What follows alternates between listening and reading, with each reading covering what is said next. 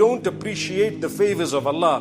What was the verse I read at the beginning? Allah says, those who are not appreciative or appreciating, our punishment is severe. That's what Allah says. Which means Allah will probably take away the gift from you, or like I said, He will make it the means of your downfall. So we should also be appreciating the mu'adhdhins, the imams, the cleaners, those who are outside, the beggars of society and community. Why we appreciate them is because how would we be able to give our charities if there was no one who was poor?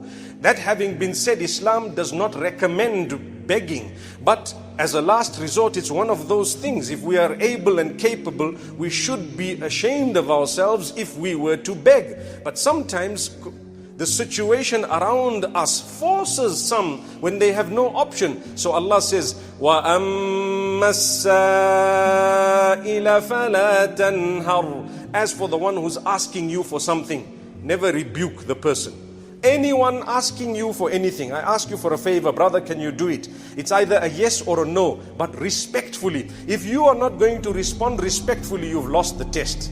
People beg and they say, watch out, this guy's a crook. That comment was not needed. If you wanted to give, give. If you don't want to give, don't give, but in a nice way. But the additional comment you made is against you. It shows ingratitude. Allah can flip it around in a way that you could be the beggar and the other person could be the one actually on the other side. May Allah protect us. So we acknowledge, we respect everyone in society and community. Like I said, the scholars from amongst us, absolutely important that we respect them. Why is it that people stress more regarding those who have studied the deen than others? I can tell you a simple reason.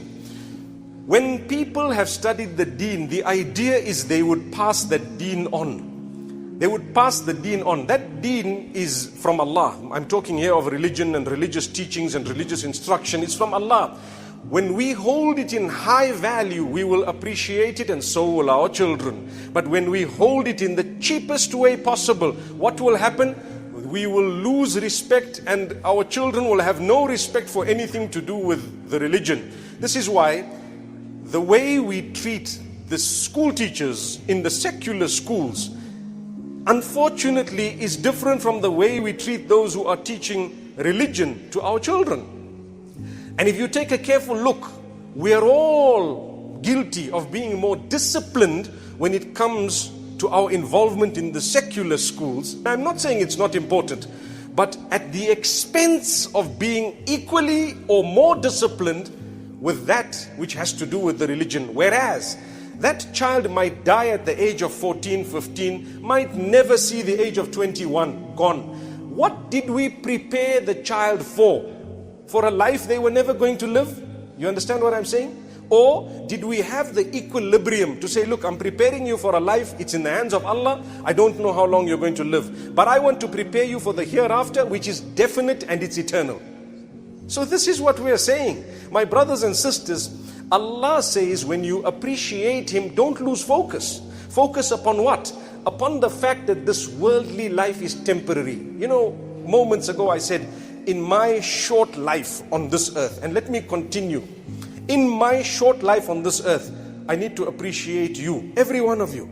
I have to look at you, I have to greet you. You are going to be, by the will of Allah, one of the reasons why we will go into Jannah collectively, because to earn a reward, I need to fulfill your rights. When I greet you, I'm getting a reward. That's one tick towards Jannah. When I help you, I'm getting a reward. When people ask for help, thank Allah that they are asking for help, man. Subhanallah. Thank Allah that that help came to you. Facilitate for them. Allah will facilitate on the day of judgment. You will be a VIP because you treated the creatures of Allah like VIPs. Subhanallah. Don't embarrass a person.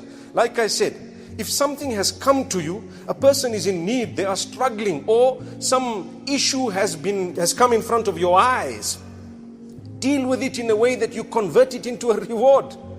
Convert it into a reward. What is the minimum? A person comes to me and says, sir, I need $200. What can I do? Subhanallah. If I tell you I'll take the 200 and give him, they'll smile. But before I walk out of the masjid, everyone will ask for $200, right? But to be honest with you, the minimum you can say, my brother, may Allah help you. May Allah increase. Inshallah, you will find it. I pray for you. May Allah subhanahu wa ta'ala open your doors. If that person is also a believer, they will understand what I got is more important than the 200. You see? Because now this dua could result within a month. You might have 1,000. You don't know how did it come. Well, the angels said Ameen to a dua that a person who couldn't give you what you wanted has made. What did you do? The one who spoke and gave the dua converted that meeting into a reward. Subhanallah. And guess what is amazing? وَلَكَ مِثْلُهُ is a dua that is made for you by the angel. Subhanallah. So for example, if I say, may Allah bless you, so I'm automatically getting blessings for myself. May Allah grant you ease, I'm getting ease for myself. Get used to praying for one another. Get used to praying for one another. Another reason why is, many of us, yes, we're going through hardship. I think here, it would be wrong to say that there's anyone who's not going through hardship. But, I can tell you something interesting. We sometimes tend to only pray for ourselves. We forget. One of the ways of earning ease and increase, to think about others who are worse than you when you are in a terrible situation. Subhanallahi Rabbil Alameen. Kana Allahu fi awni al-abdi, ma kana al-abdu fi awni akhihi. Allah will continue to assist a worshipper for as long as that worshipper is busy assisting another. Subhanallah. Do you see this? You want the help of Allah? Start helping other people. See how Allah's help comes towards you. So you might sit and think, but I need the money, I don't have, how am I going to help? I tell you two things. Number one, you pray for them like I showed you. Number two is, if you have $5 and you give $1, you've given 20% of your wealth. If a man has $10,000 and gives 100, he's actually given less than you in percentage. So what was it? At least you could give. I remember seeing a beggar, not once, a few times, getting some money and deciding, you know what, the other beggars, I'm going to give so much. I'm going to, a small portion, give. I was in South Africa recently, wallahi, I saw someone from Zimbabwe begging without a leg. And so as we stopped our vehicle, I saw a security guard come from the opposite direction, and he was running towards this lady who was begging. And I thought, I wonder what's happening. Maybe she might have done something. You know what? He had a small note. I think it was a green note, means about a 10 rand, if I'm not mistaken. He spoke in Shona. He said, sister, this is for you. Today I got something. She was just looking and saying, what? She couldn't believe it. And nor could I, watching. And I'm thinking to myself, that man probably gave percentage-wise more than wealthy people when they've given $1,000 fi sabilillah. Look at this. They are people. They are good people. I'm mentioning this because I'm inspired. I want us all to be equally inspired, if not more, to become better people. We need you in community. You're a businessman. You might be a tailor. You might be, for example, a cobbler. We need you. You might be a farmer. You might be, like I said, a wheeler and a dealer. We need you in society. We appreciate you. You are one of us. We are together. We are one family. If something happens here, we are all one. We might not be able to give you exactly what you want, but we will try our best, all of us, to help each other. This is the ummah. This is what we are all about. This is the beauty of the ummah. When we lose this, we have lost the ummah.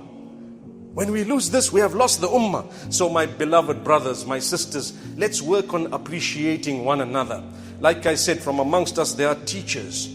They are taken for granted. Today, the number of people wanting to be teachers has dwindled because it's so difficult to look after kids. Real parents are finding it hard to look after children. How do you think it's going to be for teachers who are not even the real parents of those children? So support the teachers. Say one word of goodness to them. Thank them, whoever they are, and so on. We have barbers. You know what's a barber? A barber. Nowadays, because of, the situation, many of us just shave our heads, or for example, we just cut it at home, etc. But these are also important people in society and community, subhanallah. It is a halal business. So support the people, pray for them, make a dua for them. Many people have what we call these, small tuck shops from home. And they're doing this sales from their own houses of whatever they can buy or sell. We appreciate it. You are one of us. We make dua for you. May Allah give you barakah in your wealth, in your health. And may Allah grant you sustenance. Times are tough. You are thinking of a halal way of earning something in the interim. You are also helping society and community by providing a facility. There are people who wash cars for a few dollars. You know what? Those with cars, appreciate them once in a while. Even if you are not used to going, once in a while, let a few dollars. It's a halal income. They are not stealing from you. There are people who sell vegetables on the roads. Sometimes you stop at a traffic light and there are people with a few tomatoes, maybe a few carrots they want to sell. You know what? Even if you don't, in our country, you know it is quite safe, right? These people are struggling. They are trying to earn a living. Sometimes, once in a while, give them a little bit of business. Do you know why? They are not stealing from you. They are trying to do something permissible. If you don't give them and they struggle and they suffer and their vegetables go rotten, what will happen? Indirectly, you did not care for them, but they are your family. They are part of the ummah. They are in your nation. They are in your suburb, in your city, in your country. How could you not care for them? This is the ummah. This is what we mean when we say appreciate one another. Think hard. Who are the people around you? Appreciate them. It is also showing gratitude to Allah subhanahu wa ta'ala, because the Prophet ﷺ says, whoever does not show gratitude to the people is not going to be able to show gratitude, or has not shown true gratitude to Allah subhanahu wa ta'ala, who is the maker of entire creation. May Allah subhanahu wa ta'ala bless every one of us.